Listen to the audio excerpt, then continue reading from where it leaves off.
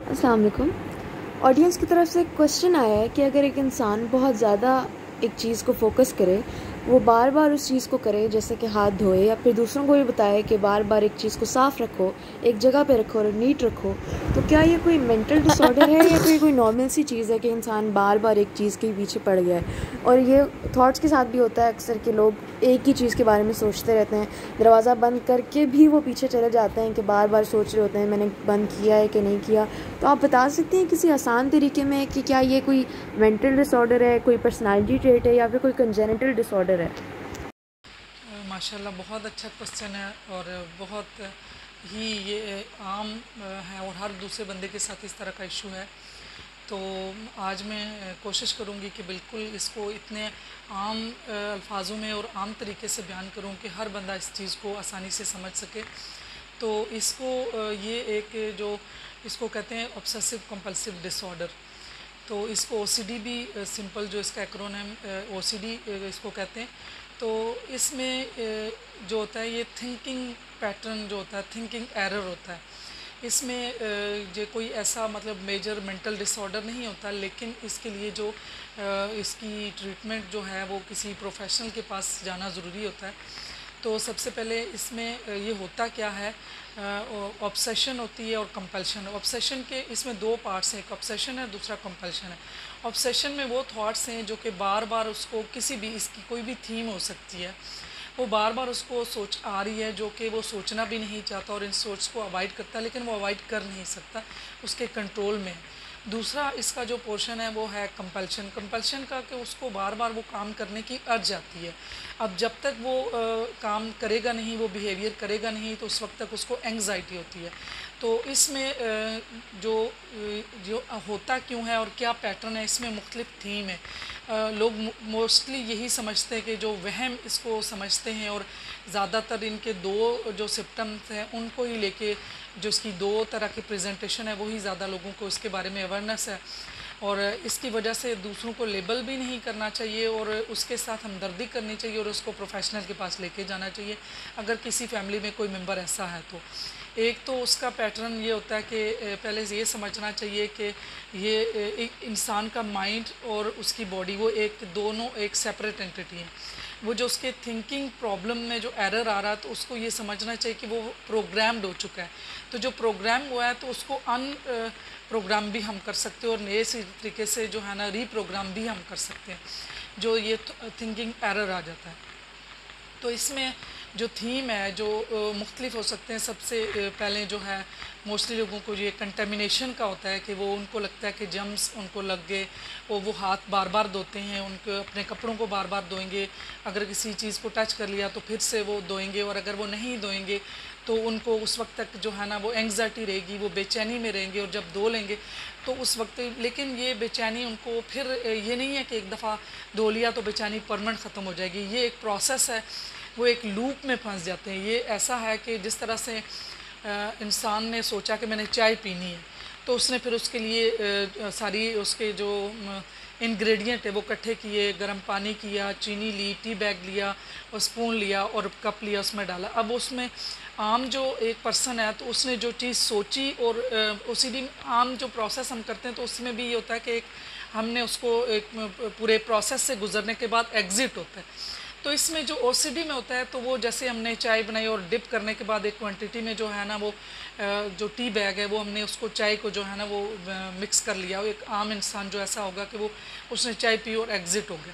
اب جو OCD کا ہے وہ ایک سمپل اس ایگزامپل سے یہ ہے کہ OCD میں جو ہوتا ہے وہ اس میں وہ ڈپ ہی کرتا رہتا ہے، اس میں سے وہ ایگزٹ کا جو پروسیس ہے وہ نہیں ہوتا. جیسے اس نے چائے بنائی اور اس میں سے وہ چائے کا پراپر ہو گیا اور پی لیا اور ایگزٹ ہو گیا. تو OCD میں ایگزٹ نہیں ہوتا، ایک لوپ بن جاتا ہے، مطلب وہ ایک ہی اندر ایک لوپ میں گھوم رہا ہے. اب اس کو جو تھاٹ آئی اس وقت کر لی اور دوبارہ پھر ایسی تھاٹس آئی تو جو ایگزٹ ہوتا ہے کوئی بھی کام ہم جو کرتے ہیں سوچا اور ایگزٹ ہو گیا تو وہ اس میں وہ جو ایک ایلیمنٹ ہوتا ہے اس میں وہ پھنس جاتا ہے. تو اس لوپ سے نکالنے کے لیے مختلف طریقے ہوتے ہیں جو کہ تھراپسٹ کرتے ہیں، وہ میں اس کے آخر میں بتاؤں گی. تو اس کے جو تھیمز کون کون سے ہوتے ہیں، کون کون سے وے میں ہوتا ہے. ایک تو کنٹامنیشن کا ہوتا ہے، دوسرا جب کسی سے ہاتھ ملایا تو یہ لگتا ہے کہ ان کے ہاتھ گندے تھے، یا کسی نے ٹچ کر لیا تو یہ لگتا ہے کہ اب انہوں نے چھو لیا تو یہ ان کپڑوں کو دھونا چاہیے. دوسرا چیزوں کو ارینج کرنا آرڈرلی, کہ وہ کوئی بھی چیز ہے تو ان کو لگتا ہے کہ جیسے یہ نوٹ بک ہے جس طرح سے, تو ان کو اپنے شیلف پہ رکھنا ہے تو ایسے نہیں رکھا, ایسے رکھنا چاہیے. وہ بار بار ان چیزوں کو ارینج کر کے رکھنے کے اس میں ہوتے ہیں, اور انہیں پھر دوسروں کے رکھنے سے بھی سکون نہیں آتا, وہ خود سے چیزوں کو ارینج کر کے رکھتے ہیں. پھر ان کا ایک پیٹرن یہ بھی ہوتا ہے, ایک تھیم, کہ ان کو تھاٹس بہت زیادہ آنے لگتی ہیں, اور کچھ مذہب کے بارے میں بھی ایسی تھاٹس آتی ہیں جو کہ ان کے انکنٹرولیبل ہوتے ہیں. پھر وہ حالانکہ وہ چاہتے ہیں کہ ایسی تھاٹس نہ آئے, تو ان تھاٹس کی وجہ سے وہ بہت پریشان ہوتے ہیں کہ ان کی یہ تھاٹس جو آ رہی ہیں تو اگر کسی کو پتہ چل جائیں گی تو پھر وہ اس وجہ سے ان کو اور انگزائٹی ہوتی ہے. پھر ایک پیٹرن کا ایک تھیم یہ بھی ہوتا ہے کہ اس صورت میں بھی ہو سکتا ہے کہ کچھ لوگوں میں وہ سیکشل جو تھاٹس آتی ہیں وہ بہت زیادہ آ رہی ہوتی ہیں, وہ اپنے آپ کو بھاگ رہے ہوتے ہیں ان سوچوں سے اور ایسے چیزوں سے بھاگ رہے ہوتے ہیں کہ وہ ان کو ایسی سوچیں نہ آئیں, کیونکہ وہ یہ سوچیں بار بار ان کو آ رہی ہوتی ہیں. تو یہ مختلف پیٹرن ہیں.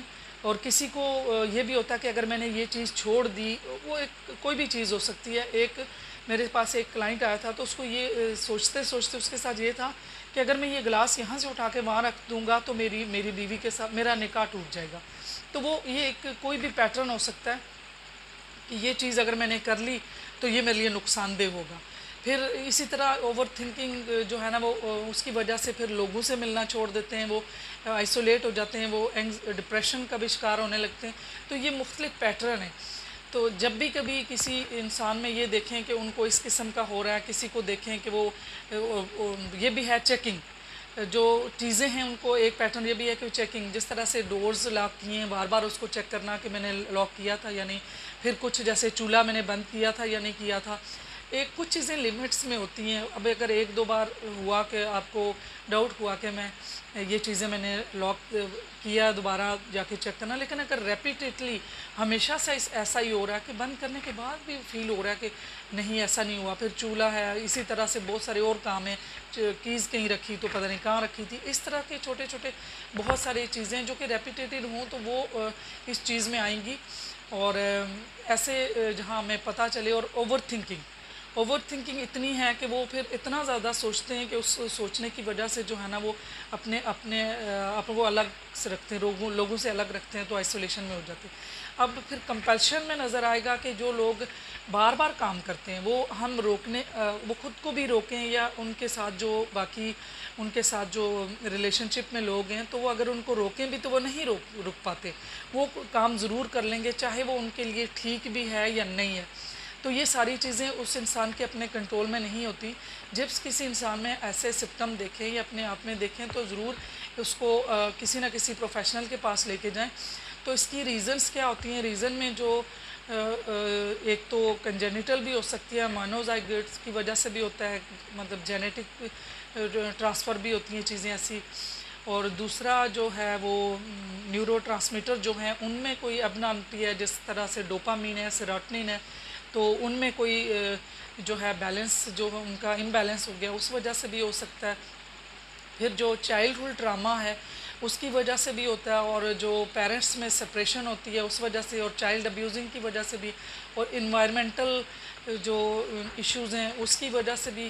تو یہ ساری چیزیں جو مل کے اس کے جو چائلڈہڈ میں آئی, اور اس کے ابیوزیو پیرنٹس کے ریلیشن شپ آپس میں ٹھیک نہیں تھے اس کی وجہ سے آیا. تو ان سب چیزوں کی وجہ سے یہ چیزیں جو ہے نا او سی ڈی کسی میں بھی ڈیولپ ہو سکتی ہے, کوئی پی ٹی ایس ڈی کی وجہ سے, post traumatic stress dis order کی وجہ سے بھی ہو سکتا ہے. تو ریزنس تو اس کی یہ کافی ہیں. اب ان کو ٹھیک کیسے کیا جا سکتا ہے؟ تو اس میں جو ہے اس کو سائیکو فارماکالوجی, جس میں میڈیسن بھی دی جاتی ہیں, اور اس میں سب سے پہلے جو اس کے اندر جو نیورو ٹرانسمیٹر کا امبیلنس ہے, سیروٹونین جو ہے اس کو بیلنس کرنے کے لیے ایس ایس آر دیتے ہیں, موڈ سٹیبلائزر دیتے ہیں.